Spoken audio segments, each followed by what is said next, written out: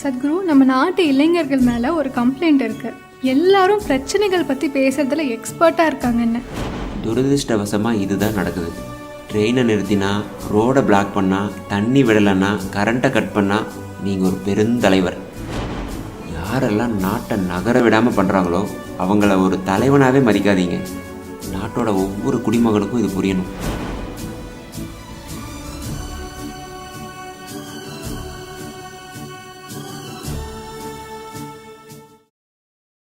சத்குரு, நம்ம நாட்டு இளைஞர்கள் மேலே ஒரு கம்ப்ளைண்ட் இருக்கு. எல்லாரும் பிரச்சனைகள் பற்றி பேசுறதுல எக்ஸ்பர்ட்டாக இருக்காங்கன்னு. ஒரு பிரச்சனைக்கும் தீர்வு என்னன்னு யாரும் பேசுறதில்ல. யாராவது சரியான தீர்வு சொன்னாலும் அதில் 1000 குறை கண்டுபிடிக்கிறாங்க. இந்த மாதிரி மக்களை எப்படி மாற்றுறது சத்குரு? சில பேர் எல்லாத்துலேயும் குறை கண்டுபிடிக்கிறதே தொழிலாக பண்ணுறாங்க. நாட்டோட வளர்ச்சிக்கே இது ஆபத்து தான். இந்த நாட்டுக்காக நல்லதுன்னு எதை பண்ண போனாலும் அவங்களுக்கு பிடிக்காது. ஒரு டேம் கட்டலான்னா எதிர்ப்பாங்க, அணுமின் நிலையம்னா எதிர்ப்பு, தெர்மல் ப்ராஜெக்ட்னா எதிர்ப்பு, விண்மில்னா எதிர்ப்பு. ஆனால் எல்லாருக்கும் எல்லா வசதியும் வேணும். வீட்டில் எல்லா நவீன சாதனங்களும் வேணும். 24 மணி நேரமும் கரண்ட் இருக்கணும். எல்லாம் தடையில்லாமல் நடக்கணும். நம்ம ஏன் இப்படி ஆயிட்டோம்னா, பிரச்சனையில் மட்டும்தான் நம்ம கவனம் இருக்கே தவிர பிரச்சனைக்கான தீர்வை உருவாக்குறதுல தீவிரம் காட்டுறதில்ல. சுதந்திரத்துக்கு முன்னாடி பண்ணதே இப்போவும் பண்ணிக்கிட்டு இருக்கோம். எதிர்ப்புங்கிறது பிரிட்டிஷ்க்கு எதிராக மகாத்மா காந்தி கொண்டு வந்த அற்புதமான ஆயுதம்.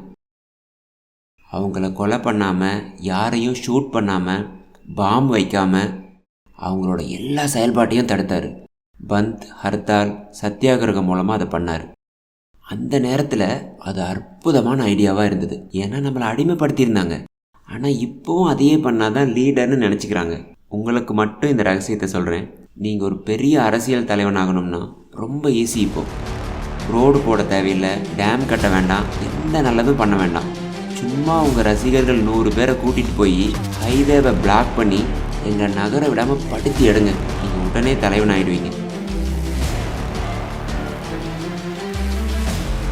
துரதிருஷ்டவசமாக இதுதான் நடக்குது.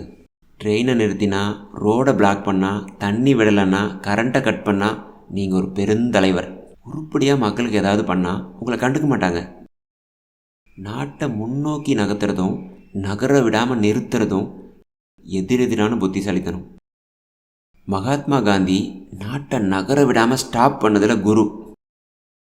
சுதந்திரத்துக்கு முன்னாடி அதுதான் சரியான ஆயுதமாக இருந்தது. ஏன்னா வெள்ளைக்காரங்க நம்மளை ஆண்டாங்க. ஆனால் இப்போது நாம் தான் நாட்டையே ஆள்றோம். மாநில அரசாங்கமே சில நேரத்தில் பந்த்னு சொல்லி கடையடைப்பு செய்கிறாங்க. Bandh means closure. எனக்கு என்ன புரியலன்னா, நிர்வாகம் பண்ண வேண்டியவங்களே பந்த்னு அழைப்பு விடுக்கலாமா? கேட்டால் பந்த் பண்ணுறது எங்கள் அடிப்படை உரிமைங்கிறாங்க.